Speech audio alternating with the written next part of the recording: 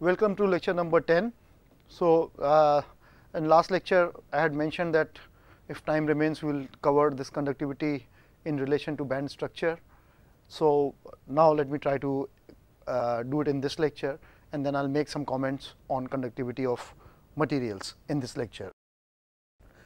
Remember, what did we see last time? In previous lecture we defined a quantity called effective mass, and we found it to be a strange quantity that it turned out to be somewhere, some places going to infinity. Of course, that is one feature, but more importantly, which I probably did not mention in the previous lecture, was in other places you would have noticed that effective mass was a negative quantity. This negative quantity is what we are going to look for and see, try to define what idea, will try to give the idea of what an hole is, and that you have heard of in semiconductors. There you have heard of electrons and you have heard of holes. Remember, in metals we always talk of electrons, whereas the moment we move on to semiconductors we start introducing another term called holes, and commonly in school the way it is taught, it is said that holes are absence of electrons. Fair enough, but what precisely it means, that I am now about to explain to you in context of these band diagrams. When you start looking in conductivity in terms of band structure, that comes out naturally. So, what is that I am going to now talk about?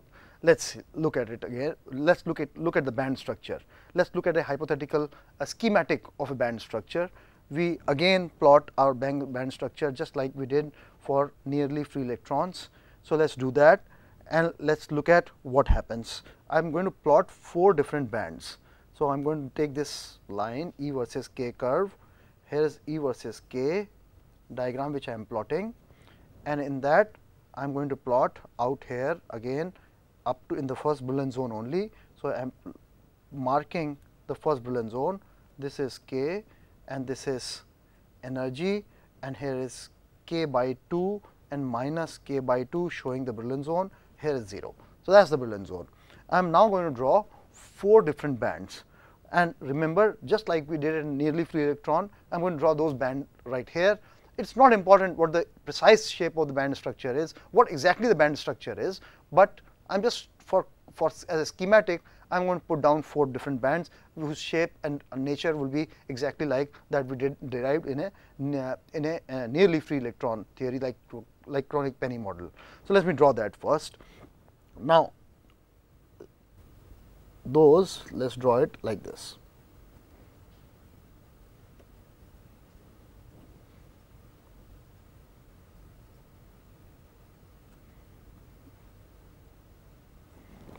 Second band like this, and then again somewhere up to here,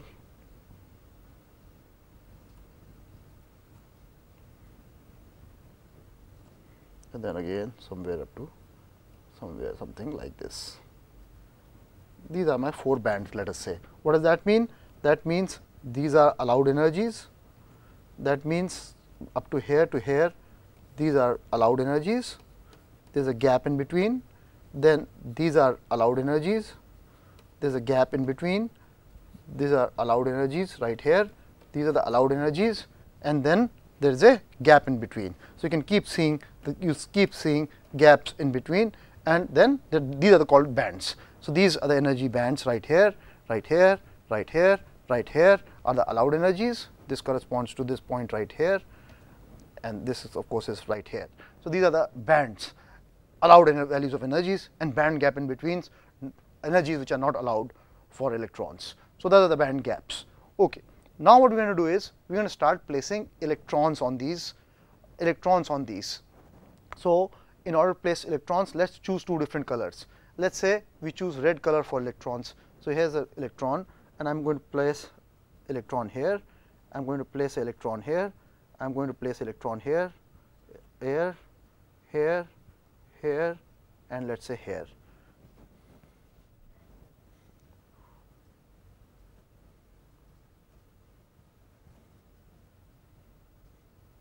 I have placed all these electrons in here. So, what am I showing on these bands? There are on these electron bands on the K states. In this particular band, let us call it band number 1. Let this be called as band number 1, but let us write it not Roman, but just band number 1. this is band number 2, this is band number 3, this is band number 4. So, 4, 3, 2 and 1. These are the 4 different bands, energy bands which we have. What I am showing you is in energy band 1 different k states, and all these k state electrons are completely filling it. That means band 1 is completely full of electrons, totally filled. Likewise, what I am going to do is I am going to fill up band number 2 also. So, I am going to fill up all the k states, I am going to fill up these electrons in there as well.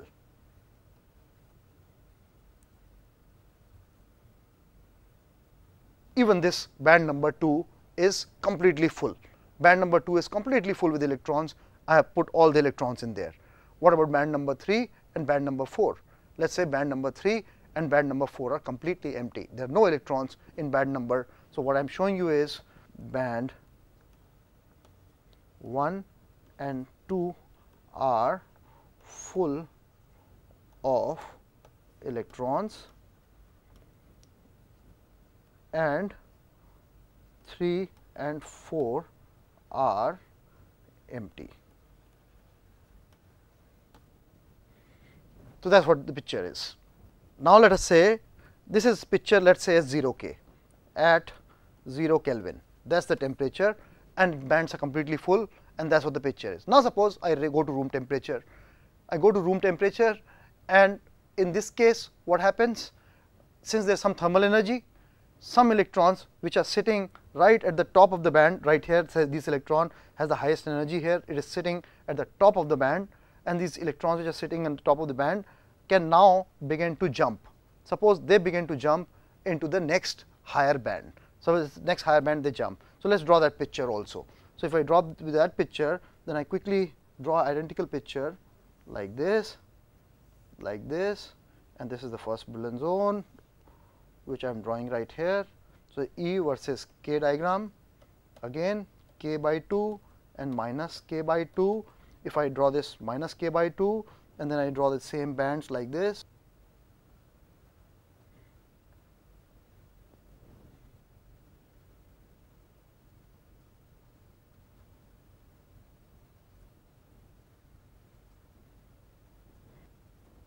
These are again the 4 bands which I have. These are 4 bands which I have. In this case, now again what I do, I put all these electrons here.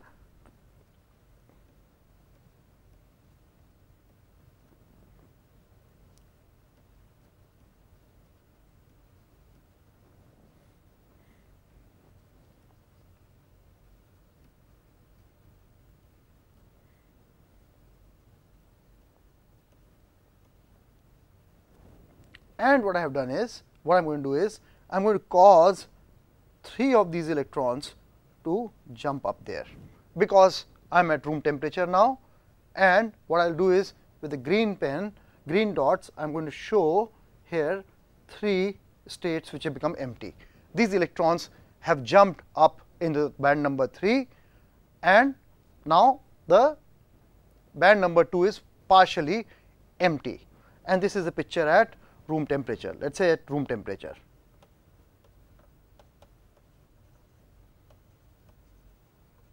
At room temperature this has happened, some electrons have jumped up there. Now, suppose I apply electric field and ask how the conduction will happen. For that, let me draw another third picture also. Similarly, exactly similarly, let me draw the third picture.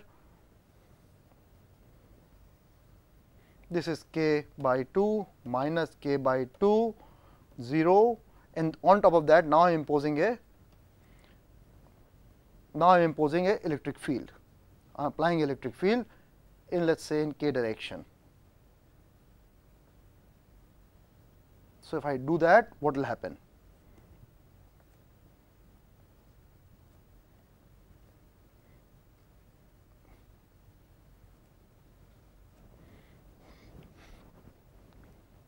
Let us put the electrons again.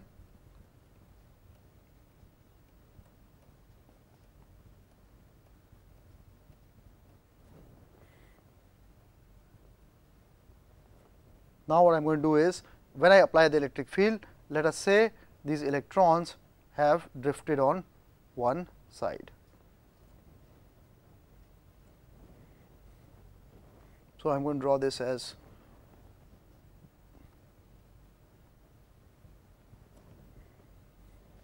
like this, and I am going to plot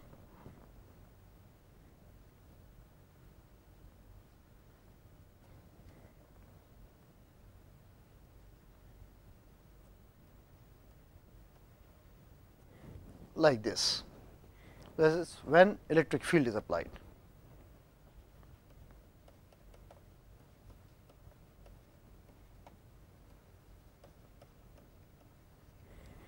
Now, let us look at conductivity. What happens? Let us look at 0 k. So, let us look at this picture right here, which is shown here, and let us look at 0 k, what the conductivity will be. Let us look at electrons in each band and see what happens. We will start with band number 4 and band number 3.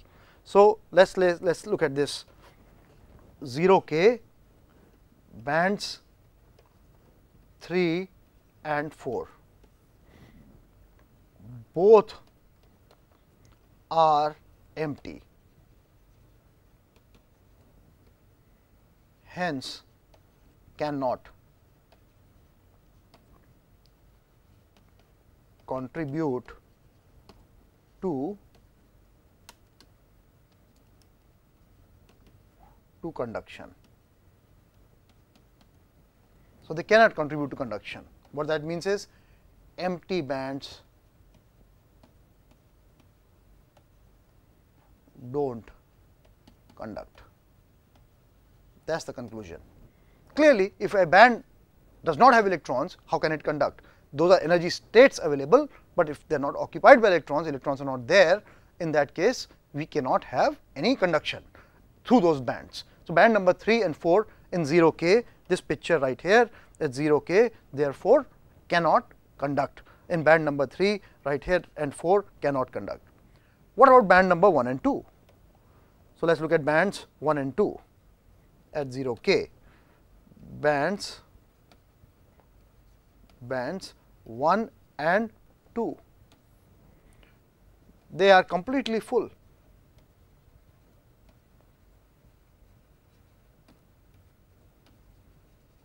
Which means, if I apply electric field, which means if I apply a force called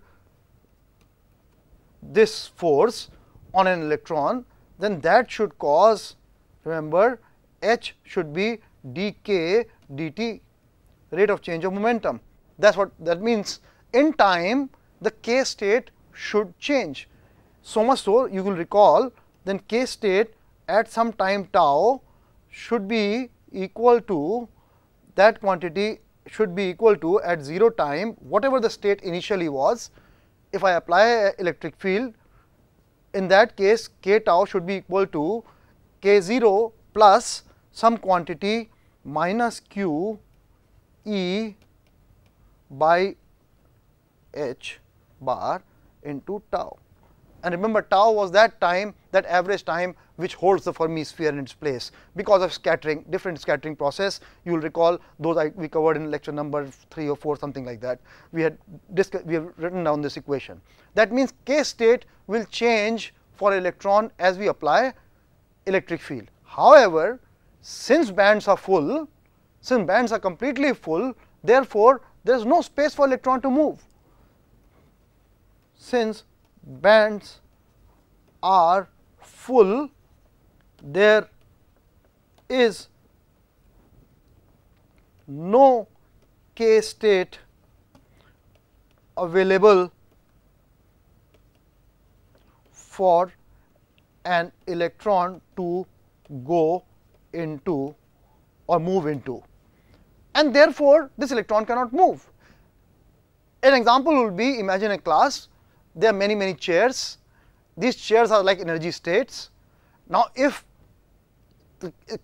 all the chairs are occupied by the students come and sit in these chairs, and they are completely in there, sitting in the chairs. So, these are energy states in which now, and think of students as electrons, these students come and occupy the chairs, therefore, they are completely, the entire classroom is completely filled. that means there is no movement of students possible anymore. They are all, since all students are alike, we are thinking of electrons as indistinguishable particles. Therefore, even if you interchange two students, which we are assuming to be indistinguishable students, even if you interchange the two of them, the picture remains the same. It does not change.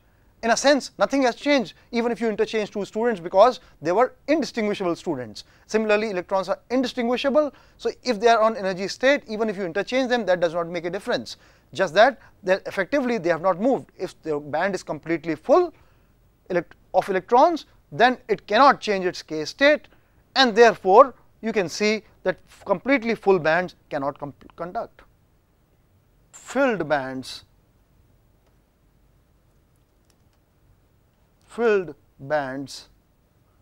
cannot conduct. That is the second conclusion. First conclusion, second conclusion. What does that mean? At 0 K, for the picture shown,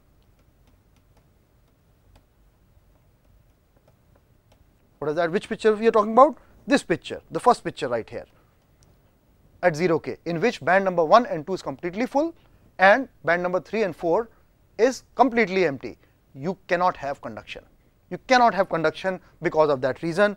That means that I am a picture of insulator. I have a picture of insulator which cannot be conducting at all. Except that now when we go to room temperature, some electrons, in this case I am talking about now this picture right here, the second picture, in which since the gap was not very large, this gap I am talking about, this particular gap was not very large, this point being this point and this point being this point, this gap not being too large, therefore in this schematic 3 electrons could jump to the next energy level. And notice that they jumped from top of the band below, band number 2, from top of the band into bottom of the third band, which was the lowest energy available. That is the minimum energy jump which is possible, and hence that is where the electrons would like to go. So since electrons would like to occupy the lowest energy, so from wherever they jump, the final picture will be like this, because in band 2 all the electrons would have taken the lowest energy, and the empty ones would be at empty K states would be right at the top. Whereas in case of band number 3, wherever they jumped, they will roll down to the lowest energy, and hence those 3 states which I am showing you will be filled, and if there are 3 electrons jumping, and others will be empty.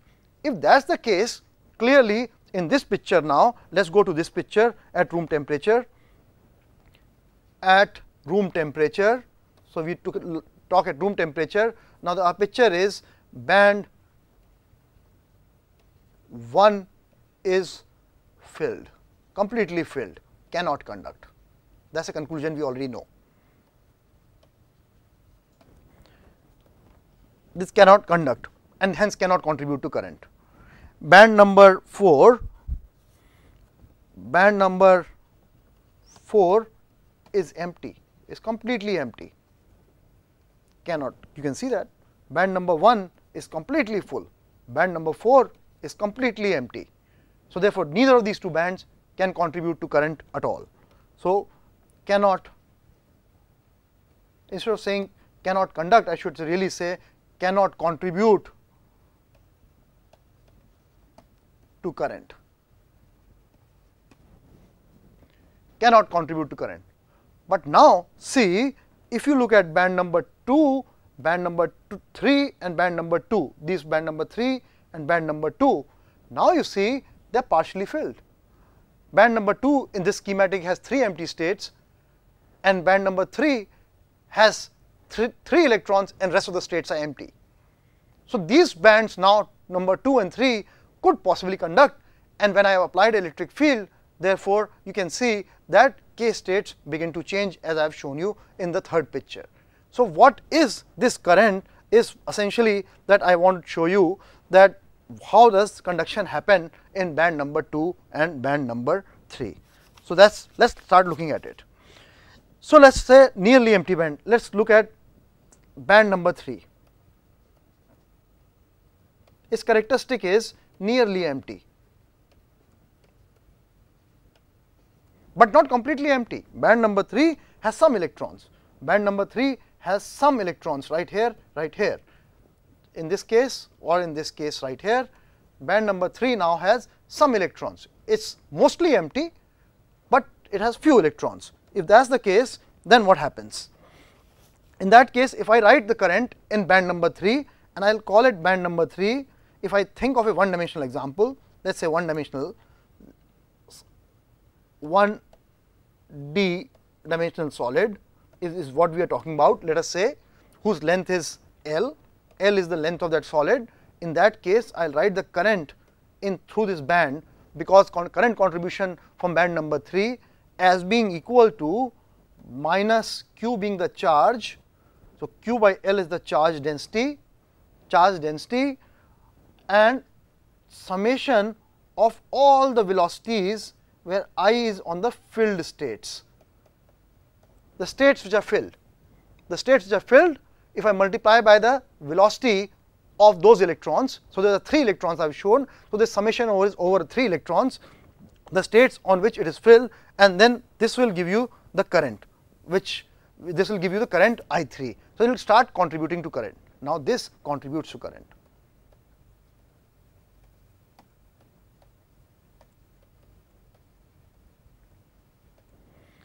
If I now look at band number 2, what is its characteristics? It's nearly full.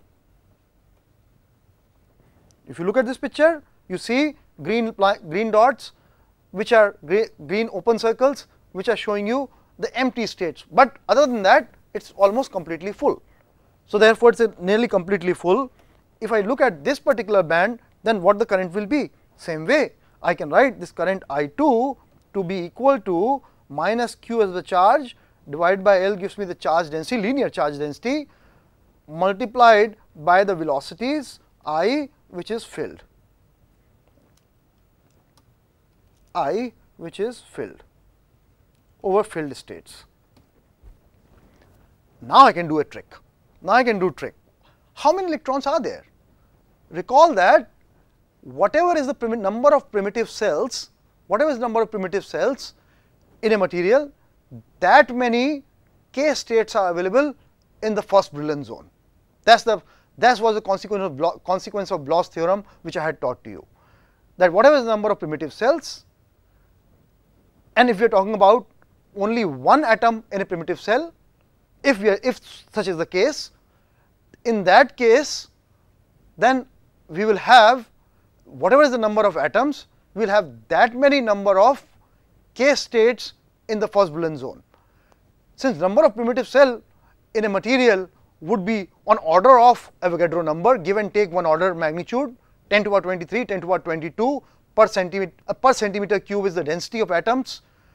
Therefore, we know that if I take it 1 centimeter cube of material, I will have 10 to the power 22 or so primitive cells, and that many number of 10 to the power 22 number of filled states.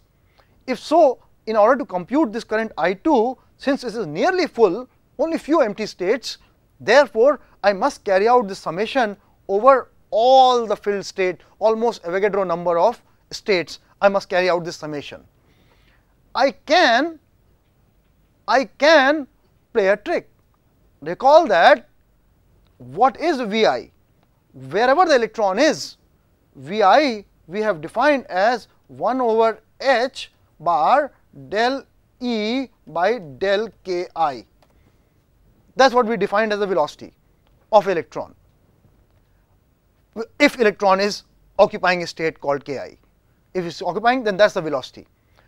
So, now if I carry out this summation, so now you look at the K states in a band number 2. If I have band number 2, this band number, and if I carry out this del E by del K type of summation on all these K states, whether they are occupied by electron or not occupied by electrons.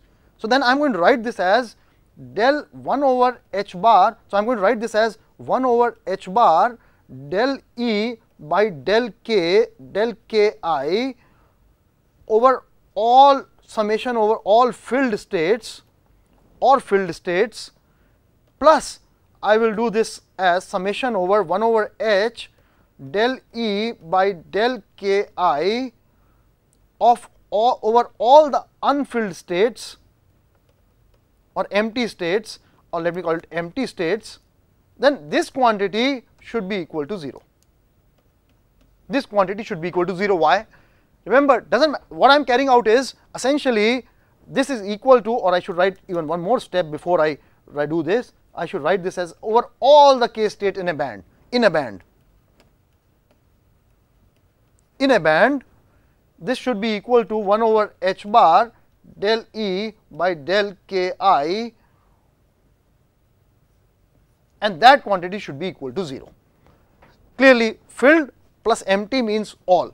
So, if I look at band number 1, band number 2, then whatever are the, here are the filled state, the red dots, green open circles are unfilled, and then again red ones are filled states, and these are all the states. So, if I do carry out this summation of del E by del K term over all these states, that means I am carrying over filled state plus unfilled state.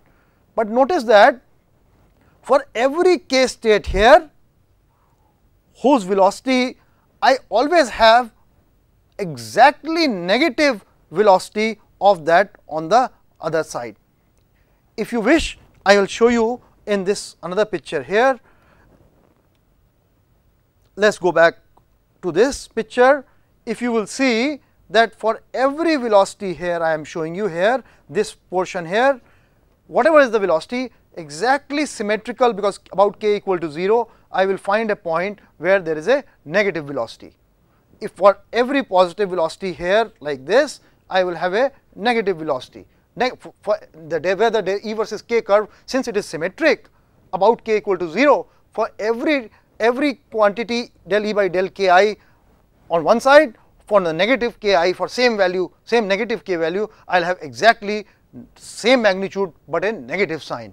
And therefore, when I add up over all the states, I should have a picture where I would have a case where this over all the state, this whole thing will go to 0. If so, then what I can think of is, since remember this filled state is what I recall, I call them as Vi, and although it is not, the empty states are not filled with electrons, so I should not talk of electron velocity.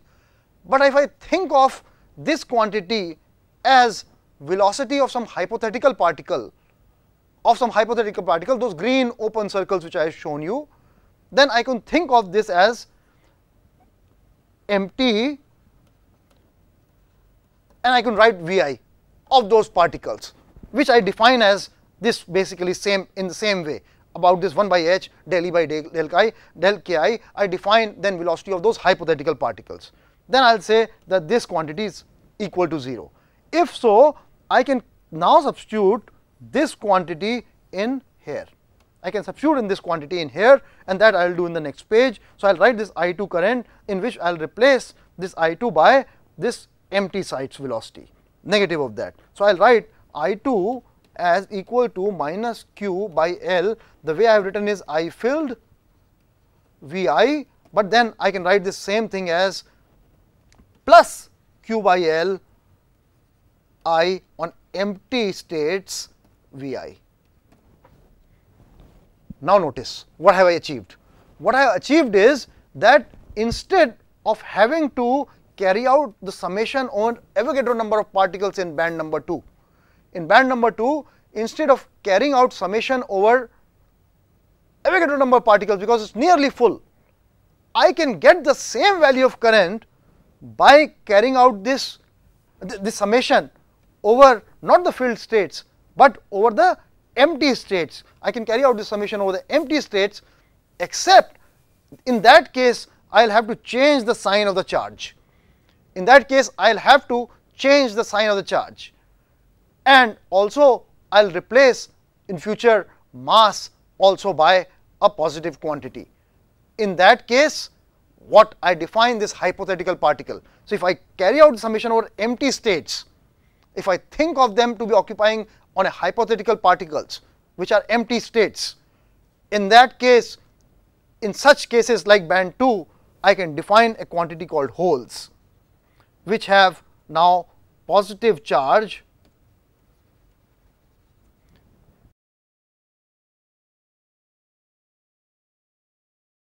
and also mass, which is effective mass, which is inverse, which is positive in this case. Now, this is the part, this is what introduces us to the idea of holes. Holes essentially, these are imaginary quantity, holes are imaginary quantities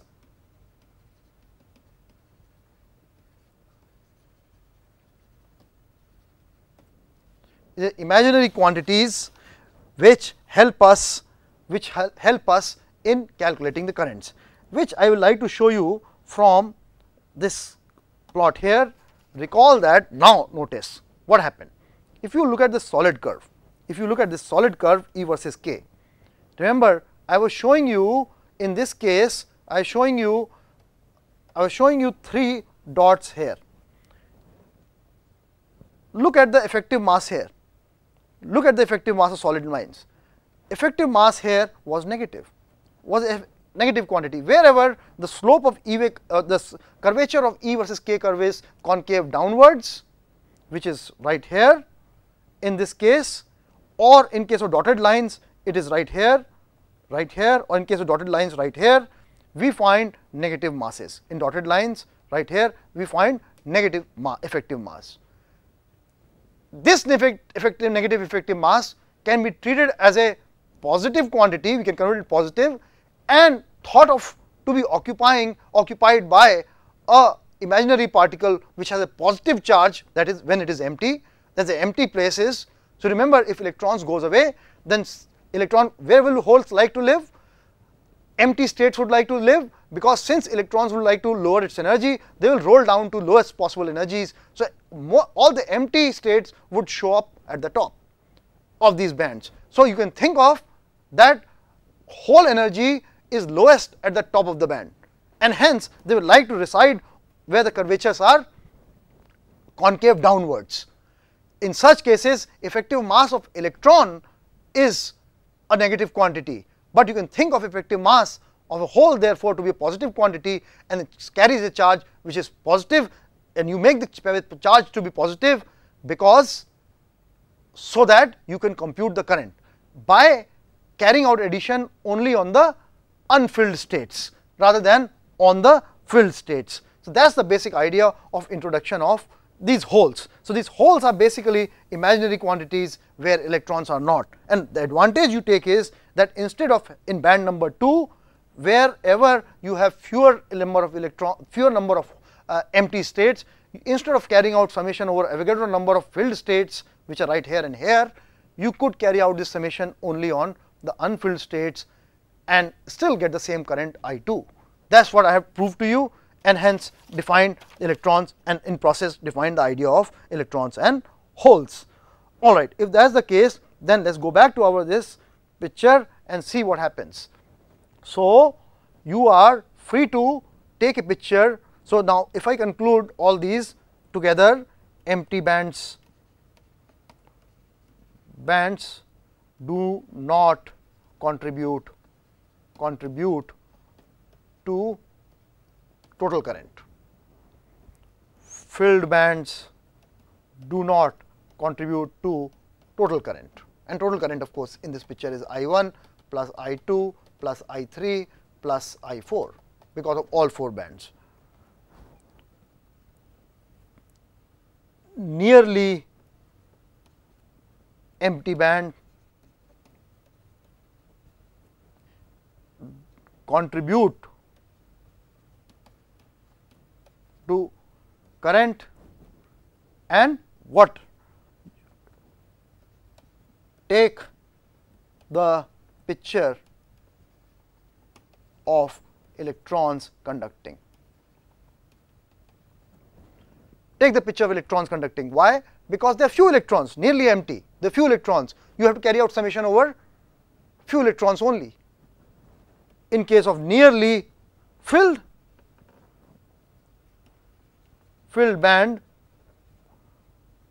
bands contribute to current, but now you should take the picture of holes conducting.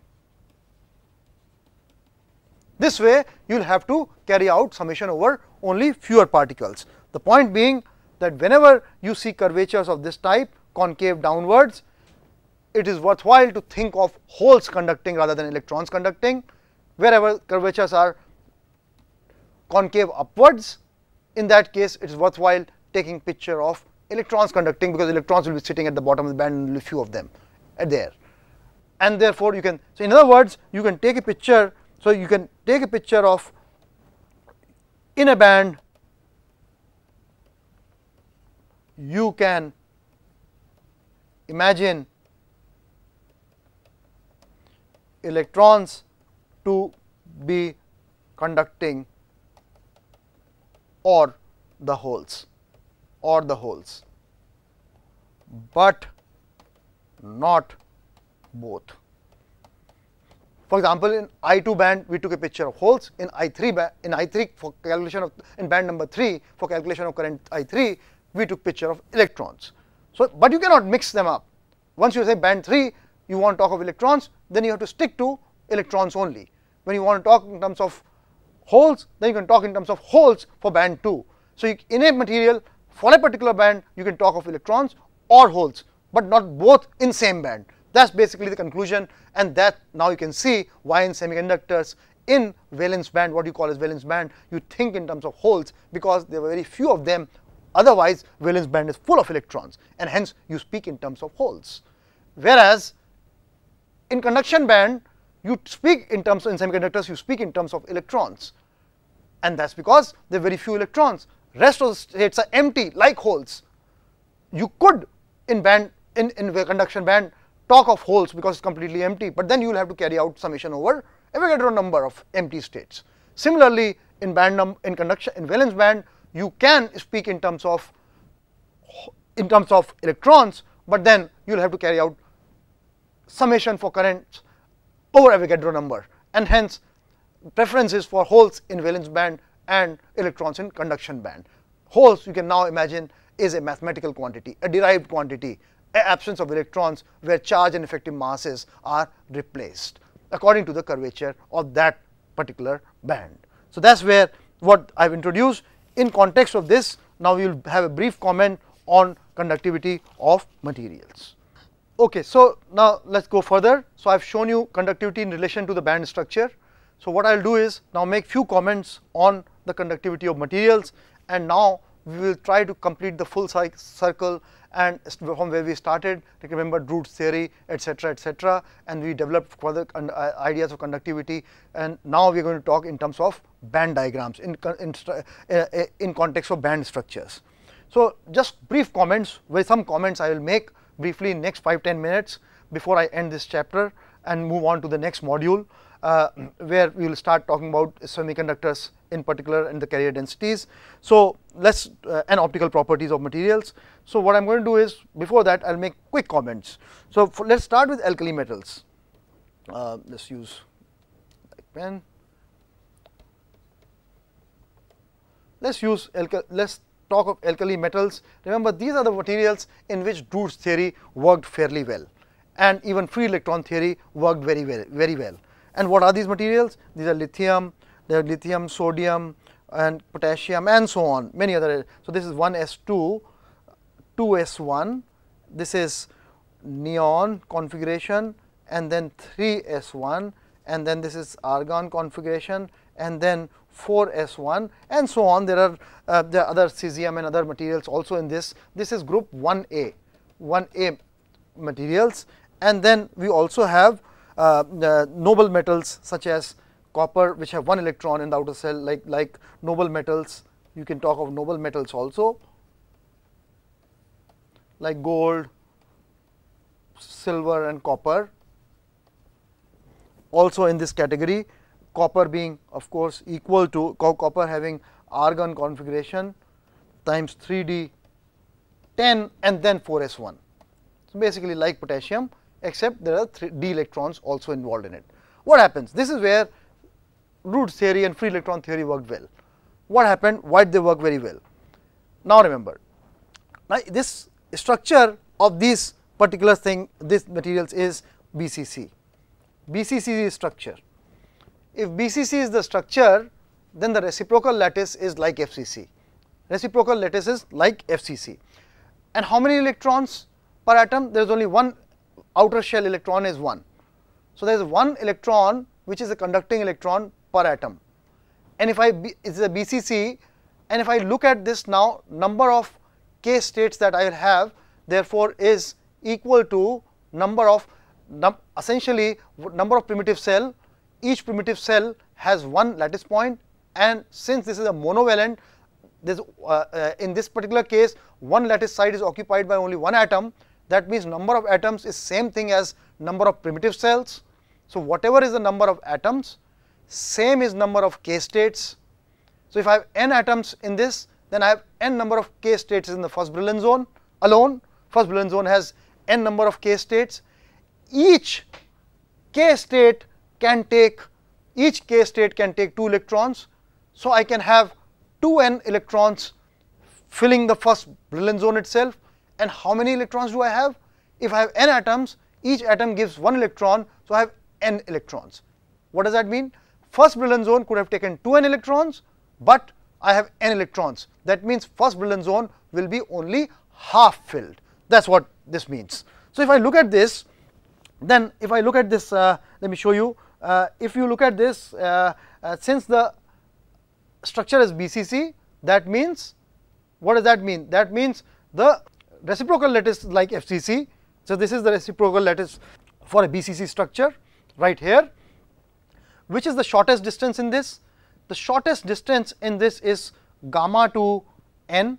Gamma to n is the shortest distance, which is like saying this point from the center point right in the middle. Here is the point where intersection of this particular plane. In wherever the line being drawn to this particular lattice point, just messing up a little bit. So let me draw it a little better. So if you think of this particular plane, for example, and if you think of this particular as a lattice point here on this particular face, on this face is this center point, on this face is this point. From the center of this Brillouin zone shown, if you draw a line here, this red lines, the plane formed by red lines shows you a perpendicular bisector. So that is what this point n is. That is the point this n is. So what is the distance gamma to n? This distance of course is equal to 2 pi by a. 2 pi by a are these distances right here. Square root of 2 divided by 2 is the distance gamma to n. So gamma to n. So I will write this down here. So this tau n is a distance which is 2 pi by a root 2 by 2, which is equal to about 2 pi by a in terms of 2 pi by a 0.707. Now if I look at the Fermi sphere, then the radius of Fermi sphere in this case, if I think of Fermi surface to be spherical and I calculate for one, remember you can now calculate the radius of Fermi sphere, you have all the, we have done all the derivations. If you calculate this part, the radius of the Fermi sphere, then you will find that this quantity is 0.620 into 2 pi by a.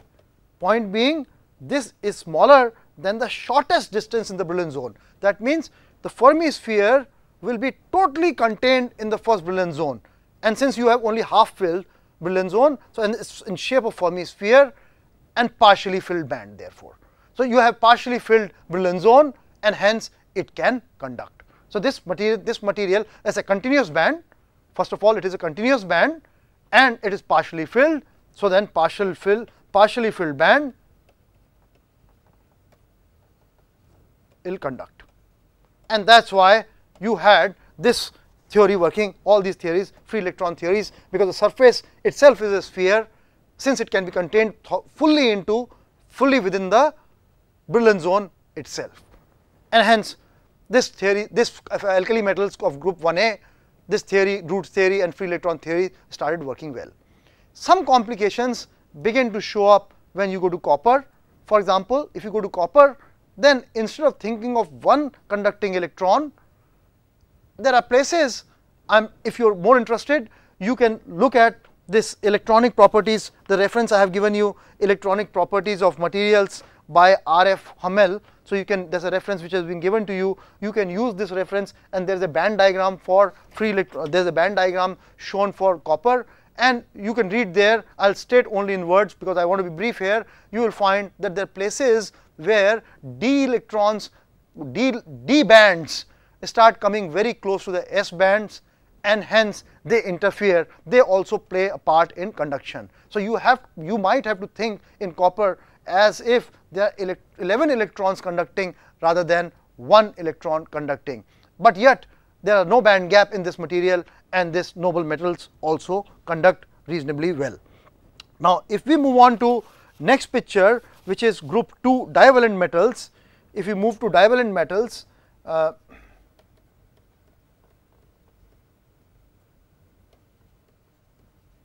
example of this will be, for example, 2A metals, which are, let us say, beryllium. Let us take some examples: magnesium, calcium, strontium, etc., which is 1s2, 2s2, 3s2, argon, 4s2, and this is 5s2, 5s2. This is HCP structure, hexagonal close packed structure. This is hexagonal close packed structure. This is FCC, and this is also FCC structure. If I take group 2B metals, which have d electrons also in there, so zinc, for example, argon configuration, and then 3d10 and 4s2, or I take cadmium or mercury, where we talk of xenon here, and this is 4d10, 5s2, this is 4f14, 5d10 and 6s2 is this configuration. Let us look at them one by one. Now what happens here? What happens here? Why do these metals conduct? Notice this, now we have 2 electrons. So if we think of FCC, number of atoms same as primitive cell. If we have 1 atom on each lattice point, then number of primitive cells same as number of atoms. If that is the case, then first Brillouin zone will be able to accommodate, if there are n atoms, in that case I will have n k states. Again I repeat the story, each k state can take 2 electrons, spin up and spin down. Therefore it can take 2n electrons. And how many electrons are there in first Brillouin zone? Now in this case, per atom there are 2 electrons which are going to conduct. So if there are n atoms, then I will have 2n electrons. So 2n states in first Brillouin zone and 2n electrons in first Brillouin zone. What does that mean? The first Brillouin zone would be completely full, and hence we must think of these as insulators. But your experience tells you that no, these materials, magnesium, calcium, etc., are conductors. So what is happening? What is happening is this, that since there are continuous band, there are no band gaps. So therefore take example of, for example, you take example of this magnesium. In this case what you find is that you have 2p band, you have, this is 3s band, this is the 3s band, which should have been completely full with 2 electrons, but there is a partially overlapping next higher band, 3p band, which is next higher band up there, which is now also there. So there is a 3p band right here in magnesium, for example, overlapping. So what happens is, the picture is that result of this is that some of these electrons, I draw a picture a little better, some of these electrons can flow over into this band, also 3p band also, and hence 3s band is partially empty, as is 3p band, which has only few electrons. Consequence of that is that this also becomes a partially filled band, and hence this can conduct, though its conductivity is slightly lower than normal metals we talk about. In group 2b metals, again 4d electrons, these d electrons also playing a part, but in case of zinc and cadmium, the d electrons are far below the 4s band. And if you look at the band diagram, 4s of s bands, and hence d electrons do not play too much of a part. In mercury, indeed, however, d bands are fairly close to the s bands, or sometimes they intersect. Therefore, you must think of s and d electrons together in case of mercury. But the point is that again in these cases, because they are continuous band, there is no band gap, these materials are still conducting. Which brings to me to the point where you can recall I had written sigma as conductivity as equal to, after free electron theory, I had derived that conductivity in context of free electron theory to be approximately 1 over q square charge square times Fermi velocity square times some tau, and I had written density of states which are occupied actually, but nonetheless density of states also had included. This is, notice this density of states. I could think of this therefore something like this. I could think of density of states like this in the energy scale. Remember, if I think of a band, what does that mean? If I think of a band, I mean that below it there are no energy states, there are energy states not allowed, energy states above it are not allowed. That means those are disallowed energy states. That means density of energy states there is nearly 0. So, somewhere here is 0 at the top of the band, at the bottom of the band the energy states are 0. So, if I plot this density of states, it shows a maximum somewhere here in the middle shows the maximum. And what happens? In case of monovalent metals, the Fermi energy lies somewhere here, EF for a Fermi energy for monovalent metals, because for example alkali metals of group 1a where we have only one electron, the half filled bands are half filled. Since they are half filled, so they are somewhere in the middle where the density of state is maximum. This G is maximum therefore, and hence conductivity is very high. In case of bivalent metal, we can think of, if I take a picture of 3BP band, if I think of this as 3p band, then I will think of Fermi energy to be somewhere here. Here is the Fermi energy. So, I will show that Fermi energy somewhere here as energy for a bivalent metal. In that case, I do have some G, I have some G here, some value of density of states, and hence I have some conductivity, but not as well as good as monovalent metals. If I think of now bands which are completely full, in